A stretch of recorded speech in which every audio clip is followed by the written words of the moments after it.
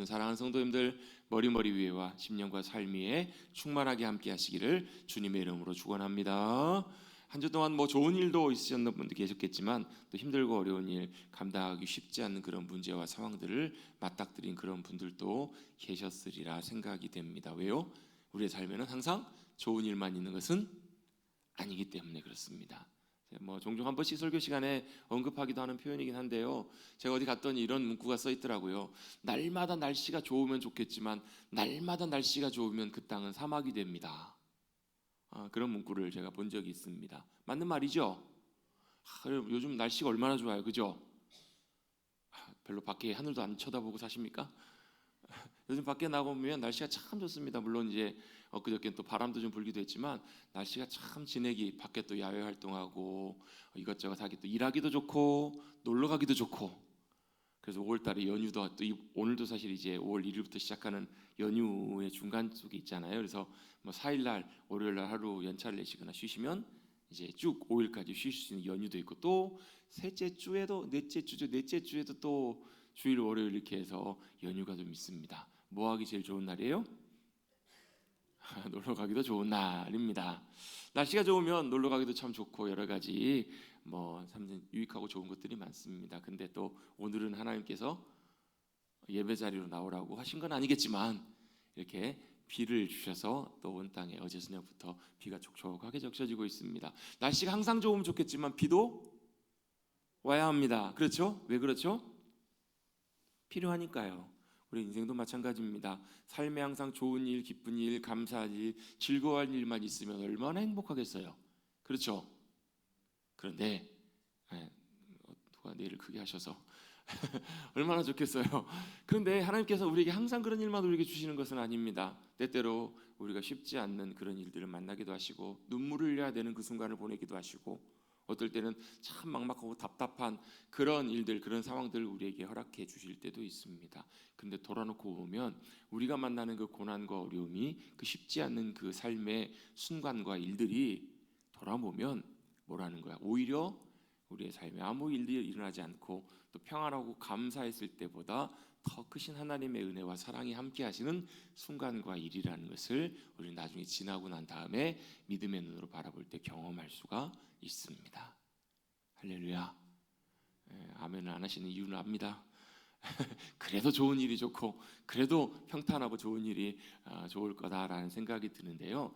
여러분, 우리 여호수아에게 하나님께서 하셨던 약속의 말씀을 한번 잠깐 기억해 보실까요? 여호수아에게 뭐라고 말씀하시냐면, 모세가 죽고 이스라엘 백성들을 이제 이스라엘 가나안 땅으로 데리고 들어가야 될 때 하나님이 여호수아에게 두 가지를 말씀하세요. 첫 번째는 뭘 말씀하시냐면, 너는 마음을 강하게 하고 담대히 하라 말씀하세요. 왜 그러셨을까요?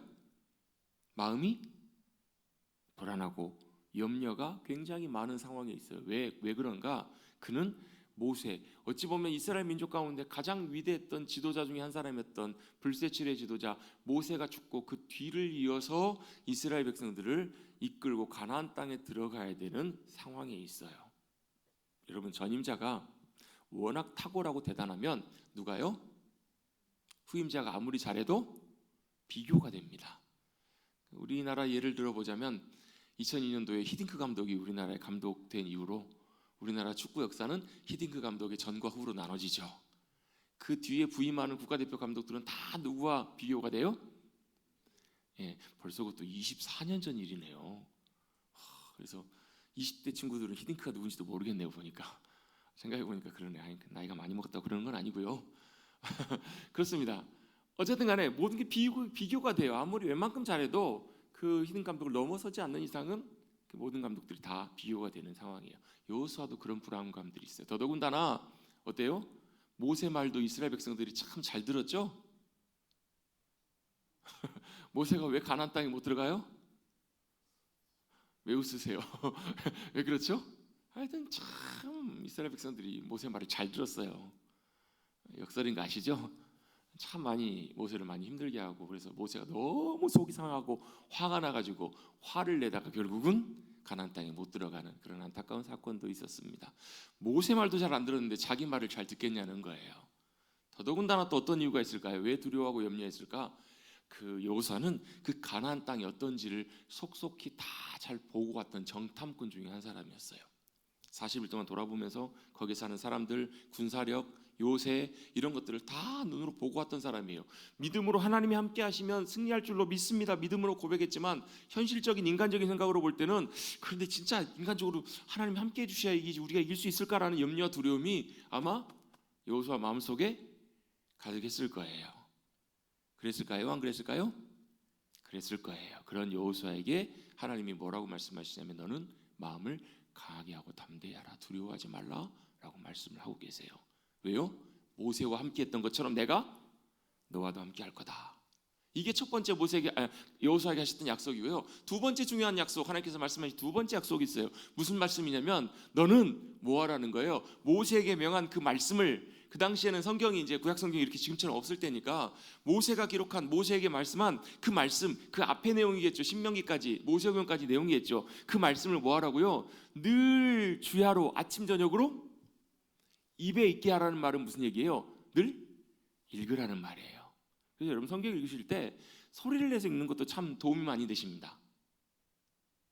소리를 내서 읽으면 우리가 말을 하면서 거기 말씀에 집중하고 내가 말을 하는 걸 듣기도 하고. 여러분 그냥 눈으로만 쭉 읽으면 막 읽다가 딴 생각이 들어올 때 있으실까요? 없을까요?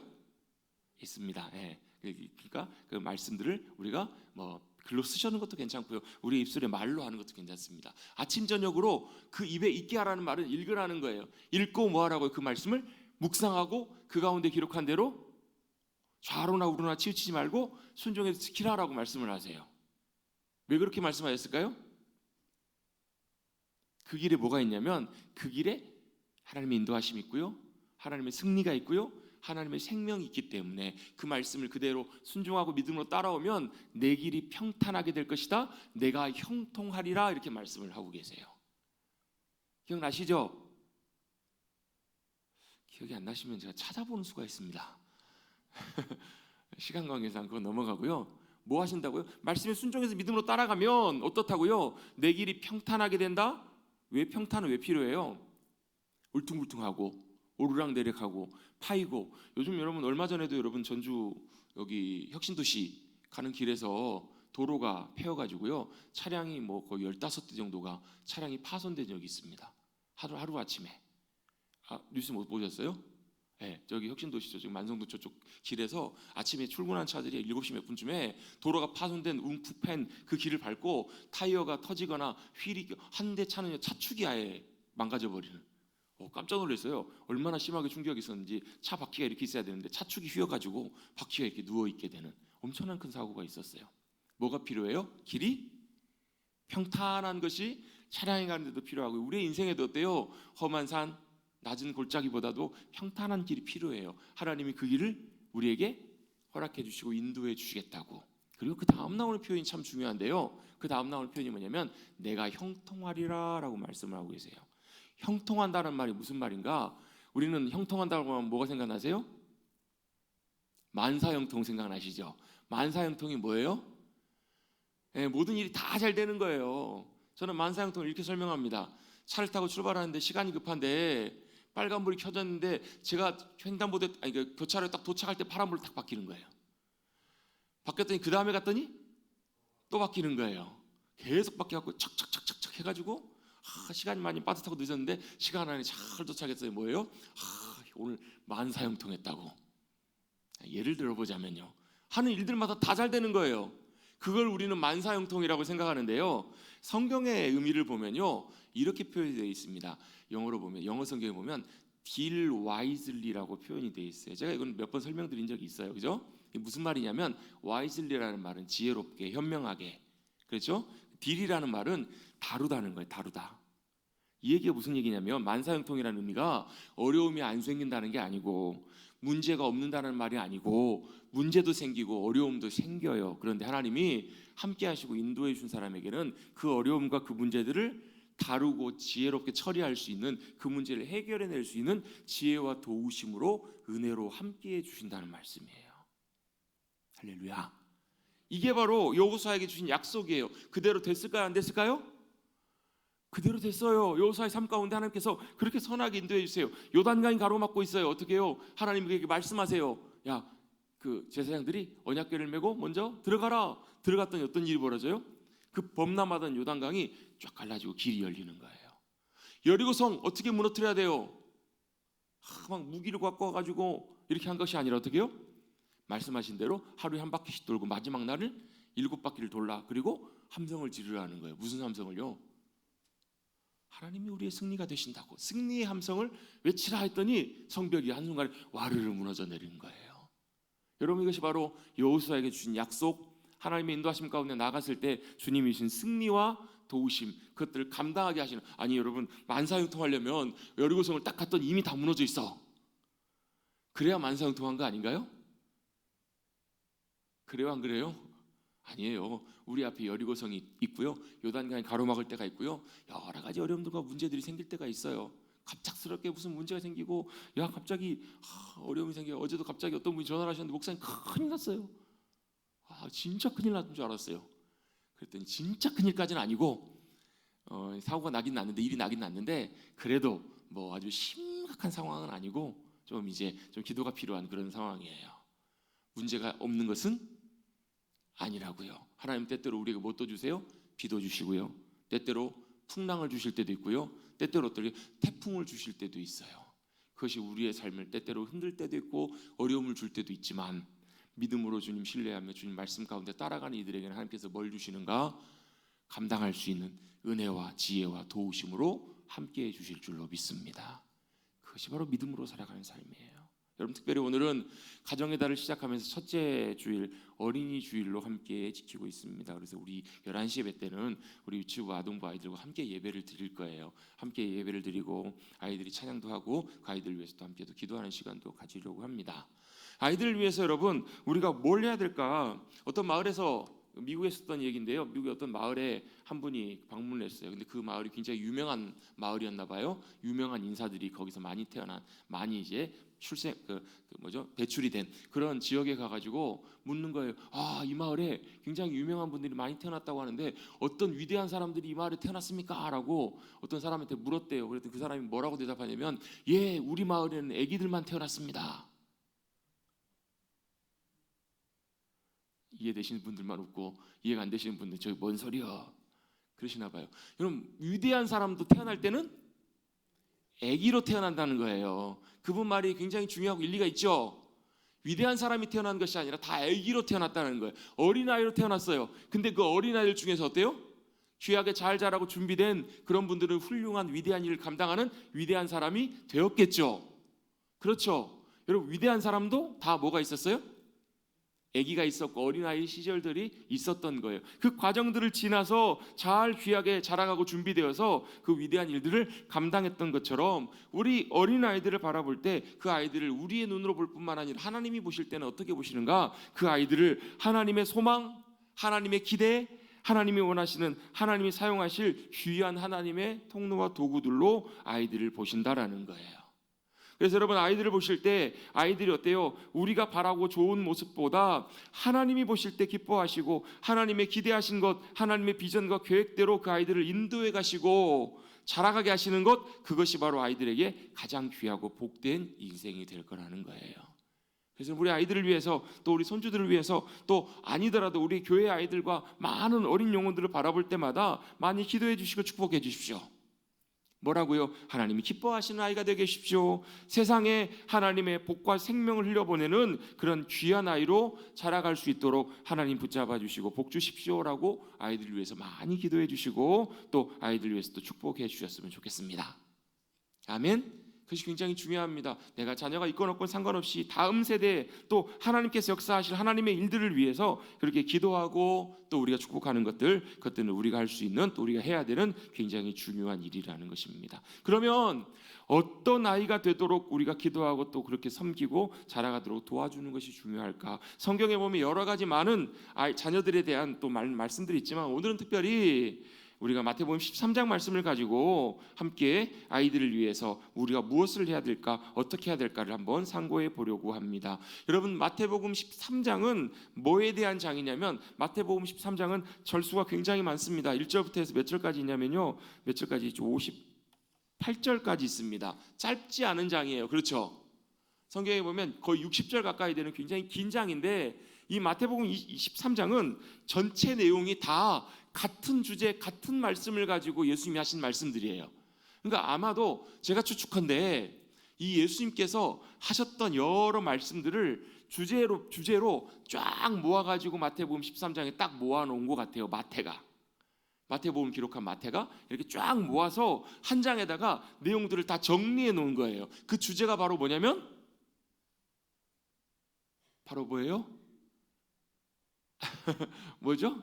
여러분 보시면 여기 성경책에 설명이 안 나왔네요. 이게 안 나왔네. 옛날 성경에 나와 있었는데, 이 13장 전체가 바로 뭐에 대한 내용이냐면 천국 하나님의 나라에 대한 예수님의 비유가 기록되어 있는 말씀이 마태복음 13장이에요. 자, 비유라는 말은, 비유가 뭐죠? 우리가 어떤 것을 잘 이해하지 못할 때 우리가 잘 알고 있는 개념을 가지고 그 설명해 줄 그 내용들을 비교해서 가르쳐 주는 거예요. 이게 무슨 음식인지 몰라요. 안 먹어봤어요. 근데 이 음식을 설명해 주기 위해서는 뭐예요? 이 사람이 먹어보고 알고 안 그 맛과 뭐 하는 거예요? 비교해서, 그거 요거하고 비슷해. 뭐 보면 요런 이제 해외여행들 많이 가시니까 많이 드시잖아요. 뭐 쏨땀 이런 거 있잖아요. 이런 거 안 드셔보셔서 우린 잘 모르잖아요. 그럼 어떻게 설명을 해요? 그걸요? 우리가 익숙하게 알고 잘 알고 있는 것과 같이 그것과 비슷한 걸로 설명을 해주는 거잖아요.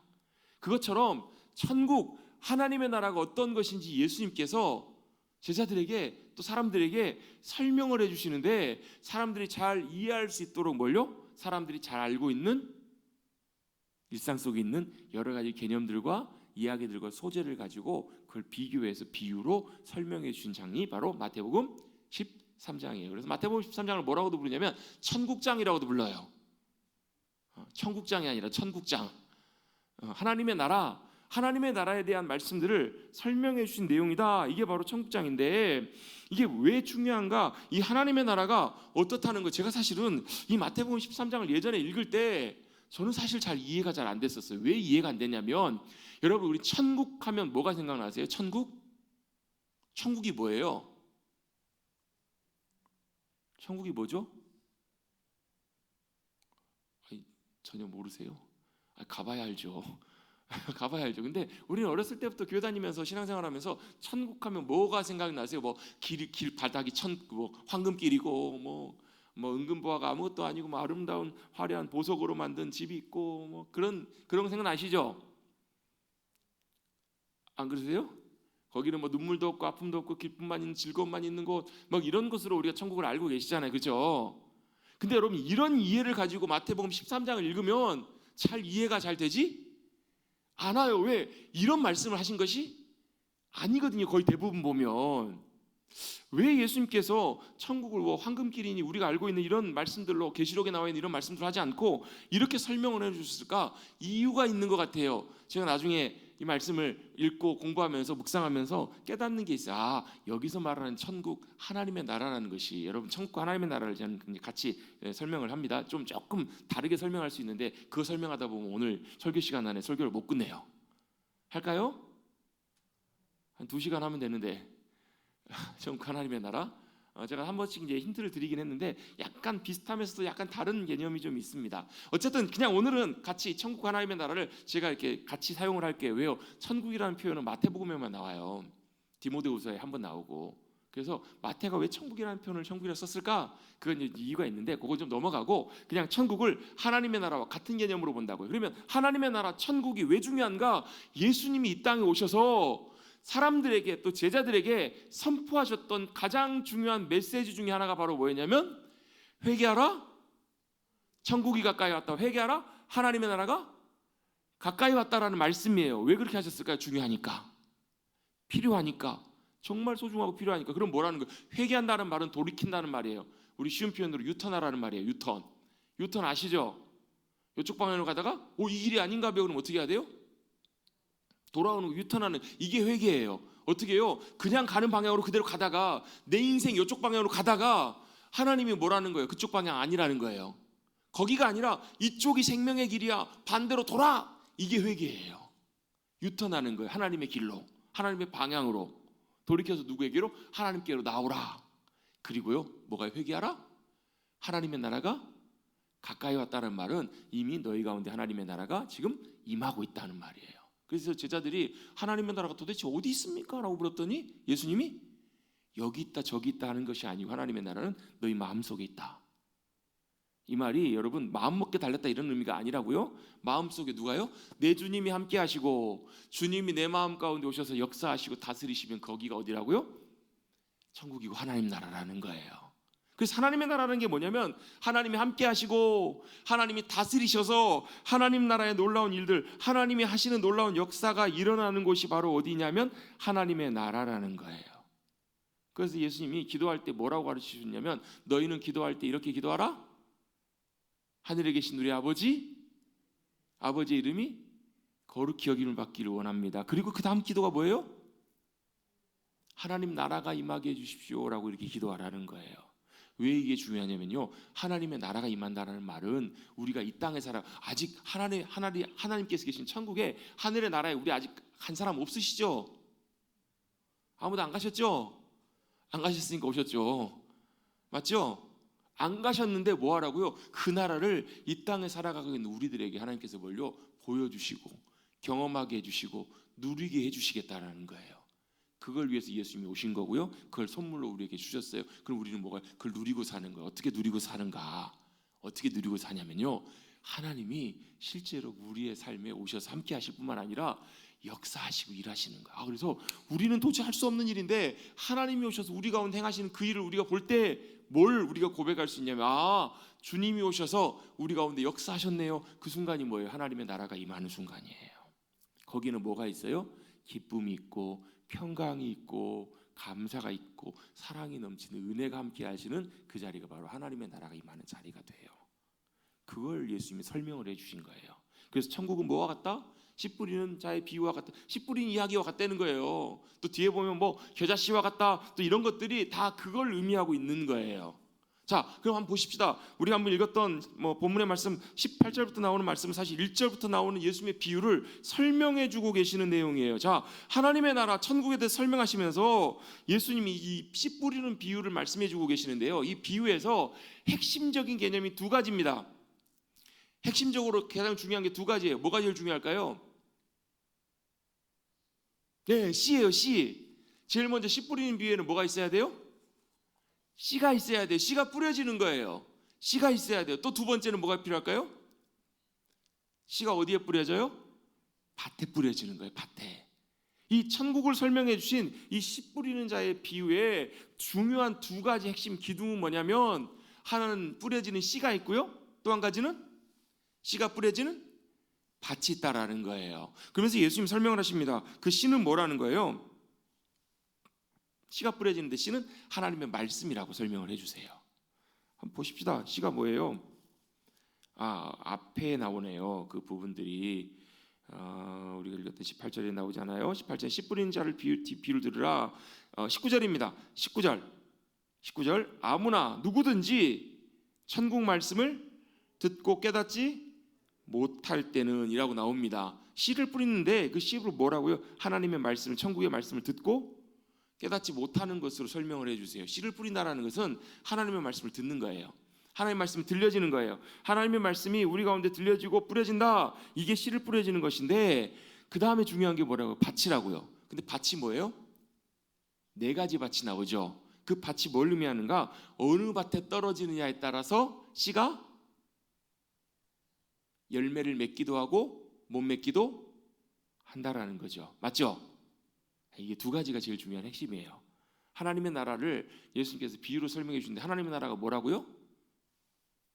자, 정리해 보십시다. 이 두 가지 단서를 가지고 이 두 가지 기준을 가지고 하나님의 나라를 예수님이 지금 뭘 설명해 주길 원하시는지 한번 정리 한번 해봅시다. 잘하시면 끝낼게요. 자, 이게 뭘 의미해요? 하나님의 나라는 뭐 한다라는 거예요? 씨가 뿌려지는데 씨가 뿌려진다는 말 하나님의 말씀이 선포되고 들려지고 읽혀져요. 그런데 그것이 어디예요? 어느 밭에 떨어져요? 길가에 떨어지기도 하고 돌짝밭에 떨어지기도 하고 가시덤불에 떨어지기도 하고 좋은 땅에 떨어지기도 해요. 그런데 어디에 떨어질 때요? 좋은 땅에 떨어질 때 그 씨가 어떻게 해요? 싹이 나고 자라서 열매 맺는 자리까지 간다는 거예요. 이게 하나님의 나라라고 예수님 설명해 주고 계시는 거예요. 그럼 다시 한번 정리해 보면 하나님의 나라가 뭔가 하나님의 말씀이 선포되어서 그 말씀이 열매 맺는다는 말은 그 말씀이 어떻게 씨는 뭐예요? 씨 안에 뭐가 있어요? 그 씨가 예를 들면 수박씨를 심었어요? 그럼 그 수박씨 안에 뭐가 들어있는 거예요? 네, 수박이 맺힐 그 안에 모든 것들이 다 들어있는 거잖아요. 그게 썩어서 뿌리가 내리고 줄기가 올라와서 결국은 거기서 뭐가 맺혀요? 열매가 맺히면 그게 뭐가 나와요? 수박이 나오잖아요. 모르세요? 감사합니다. 수박을 심으면 뭐가 나와요? 수박이 열매가 맺힌다고요. 하나님의 말씀이 심기면 어떤 열매가 맺힐까요? 하나님의 말씀이 그대로 성취되고 이루어지는 그 열매가 맺혀지는 것, 이게 하나님의 나라라는 거예요. 여러분, 세상에서는 뭐가 통해요, 안 통해요? 세상에서는요, 하나님의 말씀대로 그대로 그 일들이 통하지 않아요. 왜? 세상에는 뭐가 있어요? 세상의 방법과 법칙이 있어요. 세상의 길이 있다고요. 근데요, 하나님이 거하시고 다스리신 하나님의 나라는 뭐가요? 하나님이 말씀하시고 말씀하신 것들이 그대로 성취되는 하나님의 나라의 말씀의 역사와 통하는 법칙이 있다고요. 그걸 예수님이 오셔서 보여주세요. 어떻게 보여주시는가? 예수님이 오셔가지고요, 제자들이 풍랑을 만나가지고 갈릴리 바다를 지나갈 때 풍랑을 만나서 곧 죽어가는 거예요. 죽어갈 것 같아 두려워하고 무서워하고 있어요. 풍랑은 누구 말을 들어요? 제자들이 가가지고 야, 너 좀 조용히 좀 해, 좀 잠잠해, 들어요, 안 들어요? 여러분, 군산 앞바다에 가셔가지고 태풍이 칠 때 가가지고 야, 너 좀 조용히 좀 해, 좀 풍랑아 좀 잠잠해져, 그럼 들어요, 안 들어요? 안 듣죠. 사람들이 뭐라 그래요? 미쳤나 그래요. 그렇죠. 근데 누가요? 예수님이 오셔서 풍랑을 향해서, 파도를 향해서 뭐라고 말씀하세요? 바람아 잠잠하라, 풍랑아 잠잠하라 했더니 잠잠해지잖아요. 예수님이 뭘 보여주신 거예요? 예수님의 말씀의 권세는 세상의 모든 것들을 뭐 하신다고요? 통치하시고 움직이게 하시고 역사하신다는 거예요. 죽은 나사로를 향해서 예수님이 뭐라고요? 나사로야, 나오라. 여러분, 죽은 사람한테 일어나 나오라 그럼 나와요, 안 나와요? 안 나오죠. 못 나오죠. 근데 예수님 말씀하시니까 그대로 되더라는 거예요. 그게 하나님의 나라예요. 하나님 나라가 역사할 때 주님이 말씀하심이 우리의 삶 가운데, 이 세상의 땅 가운데 그 일들이 일어난다고요. 근데 중요한 조건이 하나 있어요. 뭐가요? 어디에 떨어져야 돼요? 좋은 밭에 떨어져야 된다고요. 좋은 밭이 의미하는 게 뭘까요? 우리의 마음, 우리의 영혼을 의미합니다. 씨는 하나님의 말씀이에요. 말씀이 어디에 떨어져요? 우리의 마음밭에 떨어져야 되는데 우리의 마음밭이 어떻게 해야? 좋은 밭으로 그렇게 준비되어 있어야 이 말씀이 열매 맺는 하나님의 나라가 임하는 천국의 기쁨을 누리는 그런 자리에 나아갈 수 있다는 거예요.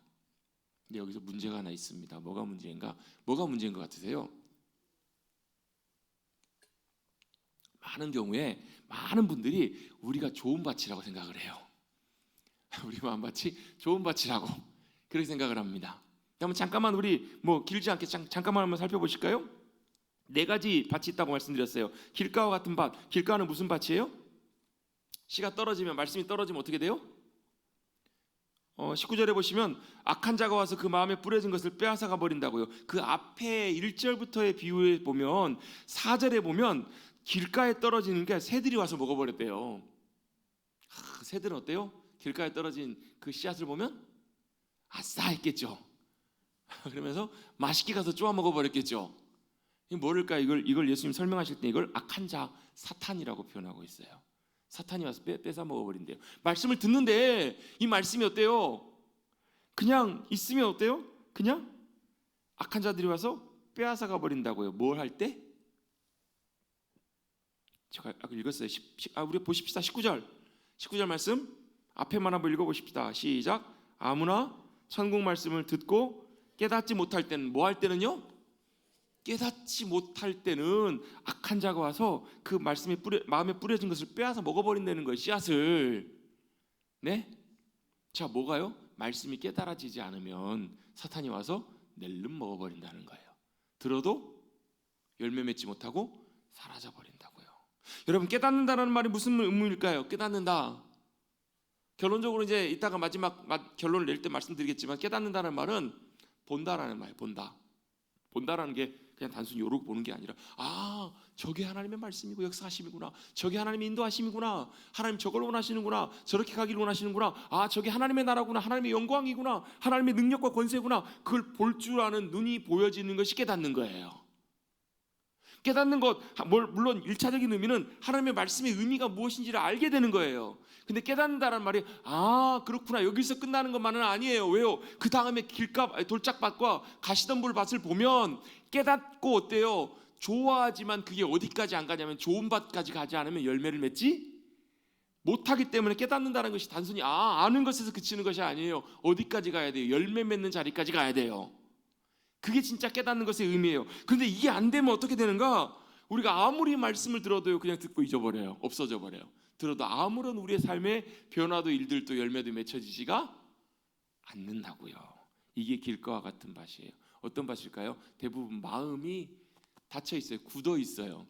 마음이 굳어 있어서 뭘요? 하나님의 말씀을 사모하거나 듣기를 원하고 듣고 순종하기를 원하는 그런 마음들이 마음에 없는 그런 영혼들, 마음들이 이래요. 예수님 당시에는 바리새인들, 그 당시 종교 지도자들의 마음이 딱 이랬어요. 마음이 어때요? 굳어 있어요. 딱 굳어서 어때? 자기 선입견, 자기 생각 갖고 자기 딱 듣고 싶은 것만 듣고 아닌 건 딱 배척해 버려요. 심지어 누가요? 하나님의 아들이신 예수님이 오셔서 말씀하신데도 들어요, 안 들어요?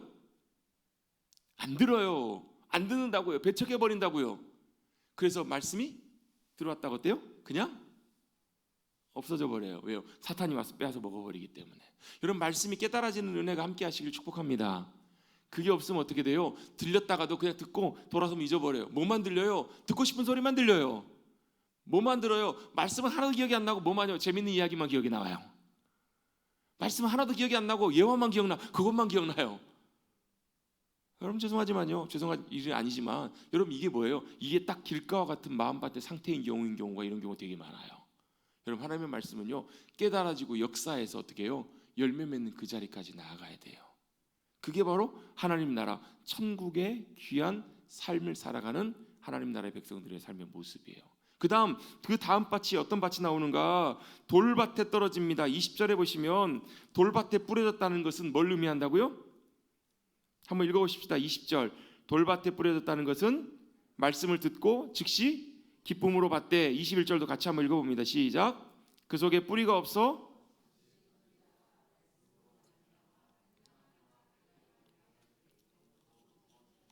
네, 돌밭에 뿌려진다. 씨가 뿌려졌다는 말이 무슨 말이에요? 우리의 마음밭이 돌밭이다. 그건 뭘 의미한다고요? 첫 번째는 말씀을 듣고 즉시 기쁨으로 받아요. 이게 무슨 말이에요? 말씀이 그래도 들려요. 말씀이 깨달아지기 시작해요. 말씀을 듣고 어때요? 기뻐요. 저게 하나님의 말씀입니다. 말씀이 너무 듣고 좋아요. 감사해요. 기뻐요. 근데 여기 지난 다음에 그 다음에 뭐가요? 뿌리가 없어서 잠시 견디지만 뭐가 올 때요? 환난이나 박해가 일어날 때는 넘어진다라는 거예요. 자, 이걸 어떻게 설명할 수 있을까? 이런 거예요. 말씀을 듣고 할렐루야, 아멘, 감사해요. 말씀 듣고 하나님께서 내 삶을 형통하게 인도해 주실 줄로 믿습니다, 아멘 해가지고 여러분, 좋은 일들이 계속 생기면 참 좋겠죠, 그죠? 근데 어때요? 어려운 일이 생겨요. 문제가 생겨요. 넘어졌는데 막 크게 다쳐요. 원치 않는 일들이 생겨요. 환난이나 어려운 일이 생겨요. 그럼 어떻게 해요? 아니, 예수님 믿고 복 받고 잘 되려고 내가 예수님 믿는 거지, 내가 이러려고 예수님 믿나? 이런 생각 해보신 적 있으세요, 없으세요? 생각보다 그런 분들이 좀 있으세요. 내가 이러려면 예수 안 믿고 말지, 그런다고요. 왜요? 환난이나 어려움이 생기는데 그것 때문에 어때요? 우리가 흔들려요. 우리가 무너져요. 예수 믿으면 일이 잘 돼야지, 예수 믿으면 형통해야지, 자식들도 잘 돼야지. 근데 어때요? 예수 믿었더니 어때요? 막 사업도 잘 되고, 자식이 막 좋은, 막 자기가 갈 수 있는 수준보다 더 좋은 대학을 가고, 일들이 잘 되고 형통하면 어때요? 할렐루야, 아멘, 감사합니다, 그러시죠? 근데 그 반대의 경우들이 일어나면 어떻게 해요? 환난이 생기고 어려움이 생기고 문제가 생기면 어떻다고요? 돌짝밭과 같은 그런 마음밭은요, 넘어진다는 거예요. 저도 목사로서 가끔 종종 이런 성도님들의 삶과 모습들을 바라볼 때 참 때때로 저도 참 마음이 좋지 않고 마음이 아플 때가 참 많아요. 왜 그럴까요? 말씀이 심겨져서 열매 맺는 자리까지 가지 못하는 돌짝밭인 경우에 그래요. 말씀을 들 땐 좋아요. 문제가 없을 땐 좋아요. 근데 문제가 생기고 어려움이 생기면 어때요? 손님 떠나가는 거예요. 여러분 예수님을 따랐던 수많은 사람들이 있어요. 왜? 예수님이 뭐 오병이의 기적을 베풀어 주시니까. 떡 5개로 5천 명, 여자까지 뭐 여자 아이까지 다 거의 2만 명 가까운 그 아이 사람들을 예수님이 다 먹여 주시니까 어때요? 야, 저분이라면 저분을 우리 왕으로 삼으면 먹고 살 문제 해결되겠네. 사람들이 그 당시 그렇게 생각했다고요. 그래서 예수님 뭘요? 왕 삼으려고, 우리를 지금 대통령 삼으려고. 야, 저분이 대통령 되면 우리나라 먹고 사는 문제 걱정할 것도 없겠다. 사람도 아마 이렇게 생각을 했겠죠, 그렇죠? 그래서 예수님을 따라요. 얼마나 따르냐면요, 밥도 안 먹고 예수님을 따라다녀요. 얼마나 좋았으면. 밥도 안 먹고 예수님 따라다니고요. 예수님이 사람들 다 보낸 다음에 제자들 배로 타서 먼저 보내고 예수님이 산에 기도하러 가세요. 분명히 사람들이 봤을 땐 예수님이 배를 안 타고 가셨어요. 그곳에 안 건너가셨다고요. 근데 그날 아침에 찾아보니까 예수님 계세요? 안 계세요? 안 계시니까 어떻게 사람들이 배를 타고 다시 그 갈릴리 바다 반대편으로 다 넘어와요. 누구 찾으러? 누구 찾으려고요? 예수님 찾으려고 따라와요. 그렇게까지 열성적으로 열렬하게 따랐던 사람들이 그 당시에 수많은 사람들이에요. 그렇죠? 요한복음 6장에 보면 예수님이 그 오병이의 기적의 의미를 설명해 주세요. 야, 이 떡을 너희가 떡을 먹어서 배부르지? 야, 너희 필요한 것들 채워줬지? 야, 너희 병이 나았지? 근데 뭐라고요? 이 떡이 하늘에서 내려온 산떡이다. 그리고 너희가 이 떡을 먹어야 산다. 영적인 의미들을 예수님이 설명해 주시니까 사람들이 뭐라고 해요? 아, 이 말이 어렵도다. 이게 도대체 뭔 말이냐 하면서 예수님 다 떠나가 버려요. 몇 명 남아요? 예수님이 남아있는 제자들 보면서 물어요. 야, 너희도 갈래? 너희도 가려느냐? 이랬더니 베드로가 뭐라고 그래요? 영생의 말씀이 여기 계시오매 우리가 어디로 가겠습니까? 라고 안 떠나요. 자, 떠난 사람과 안 떠난 사람의 차이가 뭘까요? 아, 예수님은 베드로는 제자니까 의리가 있어가지고 안 떠났을까요? 아니요, 베드로는 뭘 본 거예요? 예수님 안에 생명의 말씀이 있는 것을 그럼 보았던 거예요. 예수님을 통해서 못 봤던 거예요. 예수님이 자신의 이 인류의 영원한 영적인 구원자 생명의 주님이신 것을 베드로는 보았던 거예요. 사람들은 뭘 보았어요? 예수님이 막 쫓아다녔는데 뭘 봤냐면 자신들의 먹을 걸 책임져주고 자신들의 문제를 해결해주고 그걸 보고 따라왔던 거예요.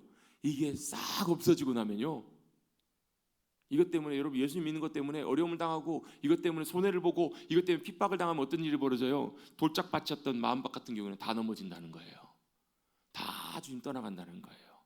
가시던 불도 비슷해요. 가시던 불은 뭐라고 표현하고 있어요? 가시던 불을 보시면 가시떨기에 떨어졌다는 것은 말씀을 들으나 말씀을 듣는다는 말은 잘 듣고 그래도 기쁨으로 받는다는 의미가 포함되어 있겠죠. 세상의 염려와 재물의 유혹과 말씀이 막혀 결실하지 못하는 자다 설명해 줍니다. 가시던 불 같은 마음밭은 어떤 밭이에요? 예수님이 그 말씀을 전하실 때 한 청년이 와요. 그러면서 예수님 말씀을 잘 듣고 정말 생명의 진리의 말씀입니다. 저도 예수님을 따르고 싶습니다. 그랬더니 예수님이 뭐라고 말씀하시냐면 그 청년에게 네가 가진 재물을 다 팔아서 가난한 사람들이 다 나눠주고 나를 따르라고 말씀하세요. 왜 예수님이 그렇게 말씀하셨을까요? 아, 우리 예수님 뭐 믿고 따르려면 재산을 다 팔아야 되겠네요. 어려운 사람 다 줘야 되겠네요. 단순히 그게 의미가 아니고요. 그 청년에게 다른 건 다 좋은데 뭐가 걸리냐면 물질에 대한 욕심이 있었던 거예요. 여러분 믿는 그리스도인들 중에서도요 부자 나와야 됩니다. 부자 있어야 됩니다. 부자 있어야 돼요. 그런데요 그 물질이 그 사람에게 있어서 주님보다 더 소중한 우상이 되어서는 안 된다는 거예요.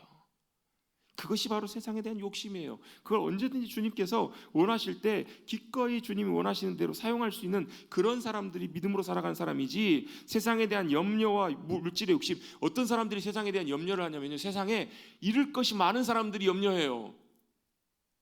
여러분 잃을 거 많으세요?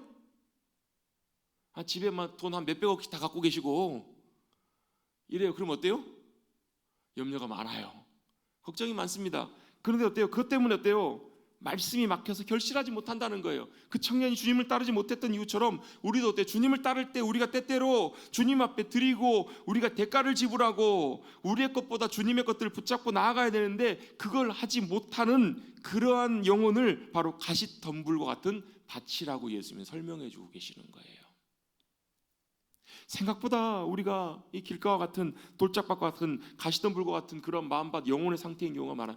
여러분 이 네 가지 밭이 딱 고정되어 있는 게 아니에요. 어떨 때는 우리의 마음이 굳어서 길가처럼 그렇게 굳어 있을 때가 있고요. 어떨 때는 가시덤불이 자랄 때가 있고요. 돌짝밭같이 그럴 때가 있어요. 어제까지는 좋은 밭이었다가 오늘은 어때요? 막 환난과 어려움이 생기고 돌짝밭같이 막 이렇게 돼가지고 마음이 막 이렇게 돼가지고 막 그런 경우도 있을 수 있어요, 여러분. 우리의 중요한 목적은 바로 좋은 밭으로 우리의 마음과 심령이 새로워지는 거예요. 자, 마지막 23절입니다. 23절 한번 같이 한번 읽어보실까요? 한번 읽어봅니다. 시작. 좋은 땅에 뿌려졌다는 것은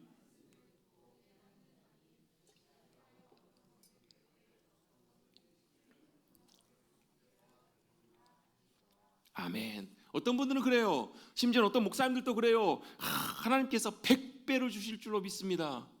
못해도 60배는 주실 겁니다. 더 못해도 30배는 주실 겁니다. 그럼 아멘 하세요.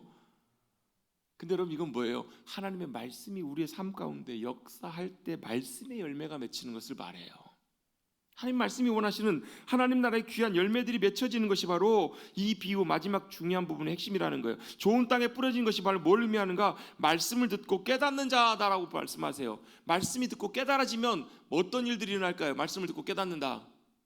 말씀을 듣고 깨닫으면요, 그 말씀의 의미가 무엇인지가 보이기 시작하고요. 그래서 뭐가 보이냐면 하나님의 행하심과 일하심들, 특별히 하나님 나라의 귀한 가치와 영광과 귀한 것들이 보여요. 그래서 여러분, 그 뒤에 나와 있는 예수님의 천국에 대한 비유 중에서 이 비유가 있죠. 뭘요? 밭에 감추인 보화의 비유 아시죠? 예, 밭에 감추인 보화의 비유. 그것도 천국의 비유인데요. 천국이 뭐라는 거예요? 감춰진 보화라는 거예요. 밭에. 왜 그런 일들이 있냐면, 왜 천국의 그 밭에 감춘 보화를 설명해 주고 계시냐면, 옛날에 이스라엘 당시에는 이스라엘도 막 여러 가지 공격을 많이 받았기 때문에 막 전쟁이 일어나면 피난 가기도 하고 막 피하기도 해요. 가는데 지금처럼 여러분 은행이 있는 것도 아니고 어디 뭐 맡길 수 있는 것도 아니고 집 안에 있는 많은 은근 보화와 귀한 것들 어떻게 해요? 다 싸들고 갈 수가 없으니까 그걸 어떻게 해요? 자기 밭에다가 이렇게 구멍을 파고 거기다가 이제 독 같은 데 놓고 거기다 묻어두고 가는 거예요. 누구만 알아요? 묻어놓은 사람만 알아요. 그냥 피난을 가요. 근데 어떤 경우에는 갔다가 거기서 죽기도 하고 시간이 지나서 못 돌아오기도 하고 그런 경우가 생길 수 있었겠죠. 그렇죠? 그럼 그거 누구 거예요? 밭 주인 거잖아요. 나중에 한참 시간이 지난 다음에 그 밭을 누군가 샀겠죠. 갖고 있는데 어떤 사람이 그걸 지나가다가 우연히 뭘 봐요? 그 보화가 담겨 있는 걸 본 거예요. 그럼 어떻게 해야 돼요? 네, 그 밭을 사야 돼요. 왜? 소유권이 자기에게 넘어와야 그 보화가 자기의 것이 되니까요. 그래서 이 사람이 어떻게 해요? 예, 가가지고 물어봤겠죠. 땅 주인에게 땅 좀 파십시오. 얼마에 파실래요? 뭐 가진 대로만 주세요. 그럼 어떻게 해요? 당장에 가서 다 집에 있는 거 다 팔아가지고 거기에 뭐예요? 몰빵을 하는 거예요. 투자를 하는 거예요. 그 땅을 사는 거예요. 왜? 뭐 때문에? 뭘 보고 사는 거예요? 그 안에 갇혀있는 보화를 보고 사는 거잖아요. 이게 바로 뭐라고요? 이게 천국의 비유예요. 왜요? 그 천국의 하나님 나라의 보화와 가치와 영광과 귀한 것들을 그 사람이 보기 때문에 자기의 전부를 다 투자해서라도 드리면서도 그걸 사는 거예요. 이게 말씀을 듣고 깨닫는 사람이에요. 보는 사람이에요. 뭘요? 그 하나님 나라의 영광과 귀한 능력과 권세를 그는 보았기 때문에 자기의 모든 것을 하면서도, 요즘 우리나라 여러분 코스피 지수가 막 6천이 넘잖아요. 그래가지고 몇 년 전에 막 이렇게 하이닉스나 이런 거 투자하셨던 분들은 막 수익을 엄청나게 많이 보신 분들 많아요. 그죠? 보신 분 있으세요? 아니 뭐 밥 사달라고 안 할 테니까. 뭐예요? 만약에 한 3년 전에 5년 전에 만약에 그 가치를 보았다면, 그 기업의 그 주식의 가치를 보았다면 뭐 하셨겠어요? 저도 한 10여 년 전에 한 목사님이 목사도 세상 돌아가는 걸 공부하고 알아야 된다고 주식을 좀 공부해보라고 해가지고 주식을 좀 공부했어요. 그때가 이제 중국 주식이 열릴 때인데, 그래가지고요 있는 돈 탈탈 털어갖고 목사가 무슨 돈이 30만 원인가 만들어가지고요 홍콩 달러로 바꿔놓고 투자를 하려다가 했었어야 되는데, 그때 10년 전에 그때 그게 진짜 무슨 회사냐면 전기차 만드는 회사예요. 비아디라고. 그때 진짜 얼마 안 됐거든요. 그거. 이게 뭐예요? 세상 사랑이에요. 물론 여러분 지혜롭게 그런 거 하는 거 필요합니다. 하십시오. 하시는데요. 뭘 봐야 돼요? 그거보다, 그 하이닉스의 주식의 가치보다 뭘 보시는 거예요? 천국의 하나님 나라의 가치를 발견하고 깨닫는 사람이 좋은 땅으로 모든 걸 순종해서 주님의 말씀 가운데 들여지는 사람이에요. 그 삶에는 뭐가요? 하나님 나라의 열매가 100배, 60배, 30배 맺힌다는 거예요. 결론입니다. 제가 이 천국의 말씀들을 설명할까요? 사실 2부 때는 굉장히 짧게 요약해서 말씀 나눠야 돼요. 걱정이에요. 말씀 준비하다 보니까 평상시보다 원고가 2장이라도 많아요. 오늘은 설교를 더 짧게 해야 되는데 결론은 뭘까요? 우리 아이들이 이 천국의 좋은 밭으로 자라갈 수 있도록 기도해 주시고 말씀으로 양육해 주시는 우리 부모님 세대가 되시기를 간절히 소망합니다. 이 아이들이 천국의 가치를 보고 이렇게 귀하게 좋은 땅으로 자라가고 준비되어 갈 때 하나님께서는 그 아이들을 통해서 놀라운 생명과 이 땅에 하나님 주시는 복과 풍성한 귀한 것들로 채워주실 거예요. 믿으십니까? 저는 믿습니다. 왜요? 농부가 씨를 뿌리면 좋은 밭에 뿌려지면 반드시 열매를 맺기 때문에 그렇습니다. 저는요, 단 한 사람이라도, 한 영혼이라도 그렇게 하나님 나라의 귀한 백성으로 잘 세워지고 준비될 수 있다면 저는 몇십 년 목회하는 것 저거 하나도 아쉽지 않습니다. 저는 머릿속에 오면서 하나님 30명만 이렇게 온전하게 하나님 나라에 온전하게 드려지고 세워지는 그런 귀한 영혼들이 있으면 좋겠습니다. 왜요? 그 30명이면 세상을 바꾸기도 부족하지 않는 숫자예요. 여러분, 중국이 공산화가 될 때 어떻게 된지 아시죠? 1920년도인가요? 마오쩌둥이 중국 공산주의에 심취한 청년들을 모아서 공산주의 운동을 시작합니다. 모임을 시작합니다. 11명의 10몇 명의 중국 공산당에 헌신했던 그들이 중국 전체를 공산화시켰어요. 여러분, 예수님의 제자가 몇 명 남았나요? 12명. 마지막 마가의 다락방에 성령님이 임하실 때 120명. 여러분, 3년 사역하셨는데 예수님이 사역하셨는데 몇 명 남았어요? 12명 남고 120명 남았다고요. 많아요, 적어요? 여러분, 예수님을 따랐던 수만 명의 사람들은 다 어디 갔을까요? 다 길가밭과 가시던 물밭에 머물러 있었을 거예요. 그런데 좋은 밭으로 헌신하고 주님의 나라에 온전하게 드려진 그 12명이, 그 120명이, 나머지 500명의 주님의 부활 순찰을 목격했던 그들이 로마를 뒤집어요. 로마를 완전히 바꿔요. 여러분이 사랑하는 귀한 자녀들도 한 명이든 2명이든 10명이든 몇 명이든 하나님 나라의 귀한 어린 심령들로 잘 세워질 수 있도록 우리 기도하고 축복하고 믿음으로 잘 양육해서, 사실 에베소서 말씀도 좀 나누기를 원하는데 시간이 벌써 다 됐어요. 에베소서 2가지 말씀합니다. 노엽게 하지 말라. 그 말은 무슨 얘기예요? 화나게 하지 말라는 말이 아니라 하나님이 사랑하신 하나님의 존귀한 영혼으로 우리 어린 영혼들을 사랑하고 귀하게 여기라는 거예요. 그리고 2번째, 마땅히 행할 길, 하나님의 가르치시는 말씀과 교훈과 훈계로 양육하라는 거예요. 잠언 22장, 아까 우리 교동문에서 읽었죠. 6절에 뭐예요? 마땅히 행할 길을 아이에게 가르치라. 때때로 어때요? 그렇게 하기 위해서 아이들에게 분명한 기준을 보여줄 때가 있고요. 때때로 어떨 때는요, 혼내고 또 때때로 회초리가 필요할 때가 있어요. 왜요? 그것을 배우는 것이 아이에게 사는 길, 생명의 길이기 때문에 그래요. 그런 아이들로 잘 양육하여서 천국의 귀한 열매들을 풍성하게 맺혀져가는 그런 귀한 아이들로 세워져 갈 수 있도록 늘 기도하고 축복해 주시는 우리 사랑하는 믿음의 성도님들, 우리 머릿돌교회 우리 모두가 되시기를 주님의 이름으로 축복합니다. 그런 아이들이 우리 자녀들이 되도록, 또 그런 아이들이 우리 교회의 아이들이 되도록, 또 이 땅에 수많은 아이들이 그렇게 천국의 귀한 자녀들로 좋은 밭으로 잘 양육되고 세워져 갈 수 있도록 또 우리 함께 기도하며 함께 믿음으로 나아가시는 우리 모두가 되시기를 주님의 이름으로 축복합니다. 아멘. 옆에 계신 분들과 이렇게 인사 나누겠습니다. 우리 그렇게 함께 갑시다. 함께 갑시다. 아멘. 예. 우리도 좋은 밭 됩시다. 네, 아멘. 우리도 좋은 밭에 있어서 천국의 열매를 맺기를 소망합니다. 주님 감사합니다. 오늘도 가정의 달 아름다운 5월을 저에게 허락하여 주시고 5월을 시작하는 첫째 주일 어린이 주일로 함께 지키며 주님이 참 사랑하시고 귀하게 여기시는, 너무나 소중히 여기시는 우리 아이들, 우리가 어떻게 양육하고 어떻게 기도하고 어떻게 축복해야 되는지 함께 말씀을 나누게 하여 주시니 감사를 드립니다. 천국을 누리는 아이들 될 수 있도록 좋은 밭으로 하나님의 말씀이 뿌려질 때 말씀을 듣고 깨닫고 자기의 삶을 주님 앞에 걸고 믿음으로 따라가서 이 땅에서 하나님 나라의 영광과 기쁨과 가치를 누리며 주님의 기쁨으로 승리하는 살아가는 복된 우리 어린 심령들 될 수 있도록 주님 축복하여 주시옵소서. 우리는 또 그런 아이들이 될 수 있도록 기도해주고 또 그 아이들을 위해서 축복하고 또 사랑으로 잘 섬기는 우리 귀한 부모님 세대 우리 모두들 되게 하여 주시옵소서. 감사드리며 예수의 이름으로 기도드리옵나이다. 아멘.